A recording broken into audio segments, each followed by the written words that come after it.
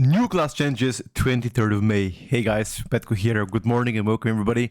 When I woke up, I saw that Kyvox, which is the community manager for WoW, has pushed many class changes that will be arriving next week on a weekly reset, which is the 27th of May. And today, we're going to discuss them, analyze them, and let you guys know how things are looking after this. Let's begin.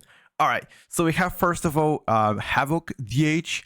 Unfortunately, Havoc hasn't really been seen a lot in Mythic Plus.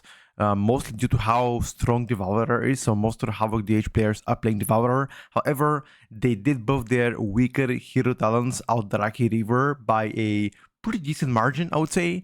The question now remains whether Aldraki will be better than their current Felskar build. Do keep in mind, Aldraki had the unique funnel damage / proud target damage, which was really strong, I believe, last season. This season, not so much, because they did change. I guess the modifier of Wooden Curry got changed slightly.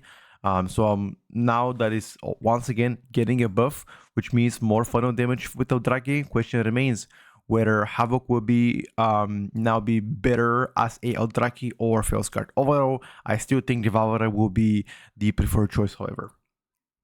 Similar thing happened here to Vengeance DH.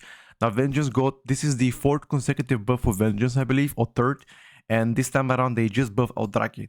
That's it. There's nothing else they did. They just buff Aldraki, just like Havoc. And Wooden Curry once again got buffed. The modifier got changed from 20 to 25%. That's all for DH so far. Moving forward to Druid. Feral Druid. Okay, so this is... I still don't understand where they're going with the Feral changes, because they keep out buffing Feral 3%, 3%, now 4%. This might be like the 6th consecutive buff on Feral Druid without any nerfs. And they went from... So their AoE on Feral Druid is actually doing quite well. No, everybody knows that it is the case for a while. The problem with Feral comes with single target, where if you fight only one target, you just do no damage on ST.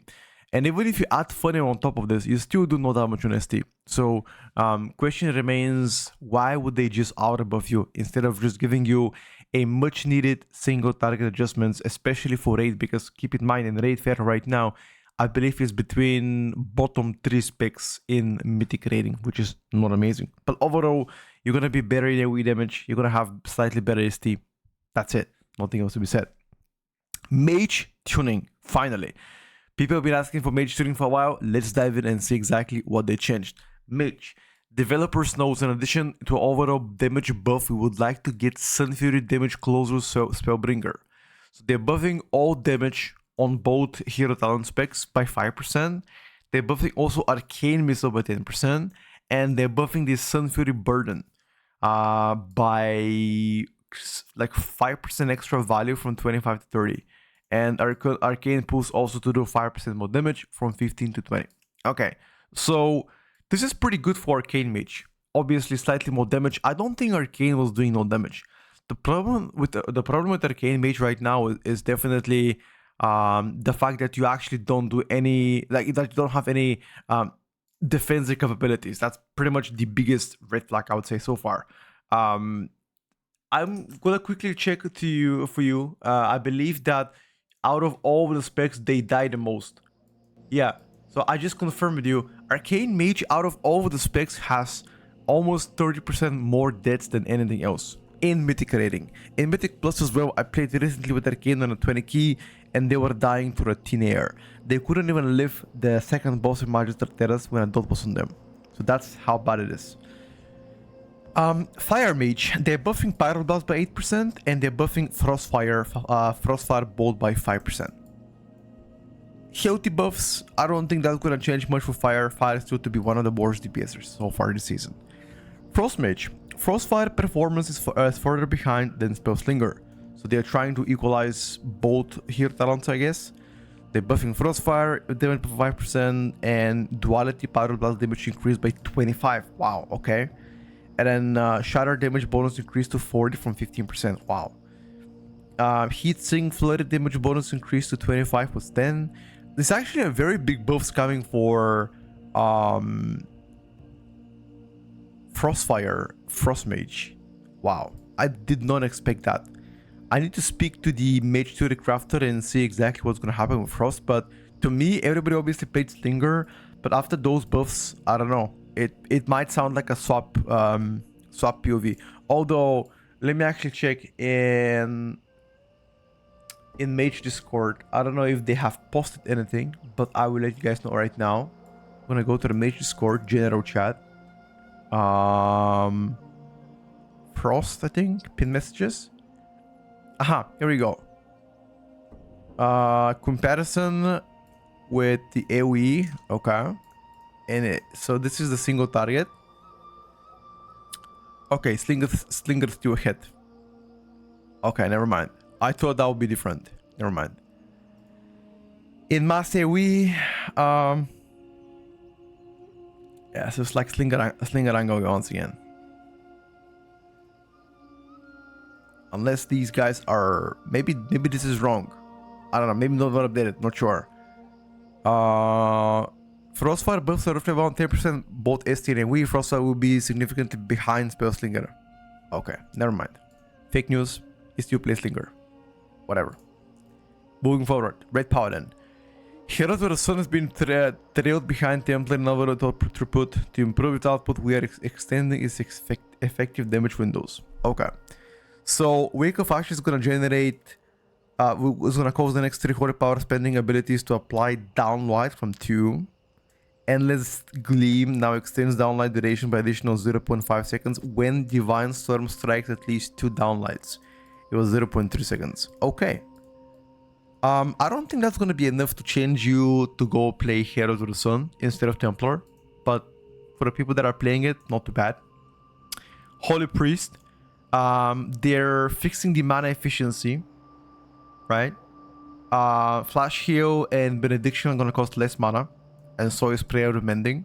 However, Prayer of Healing has been reduced by 8%. What does that even mean? Does that mean the mana of Prayer of Healing has been reduced by 8%? I would assume so. Maybe it's a slight error on behalf of Blizzard. So better mana efficiency for Holy Priest. I'll take that. A Rogue. They're buffing Deathstalker. Now, neither of the specs play Deathstalker, but both Asa and Sub-Rogue received quite chunky Deathstalker buffs. Now, let me just check real quick the Rogue Discord if they have said something about that one. We're gonna see first of all Sub-Rogue. Deathstalker buffs, okay. So here's what's happening. 1 second, let's read about it. Deathstalker got 1.5% buff. It was already very good on single target. Now it's even gonna be better.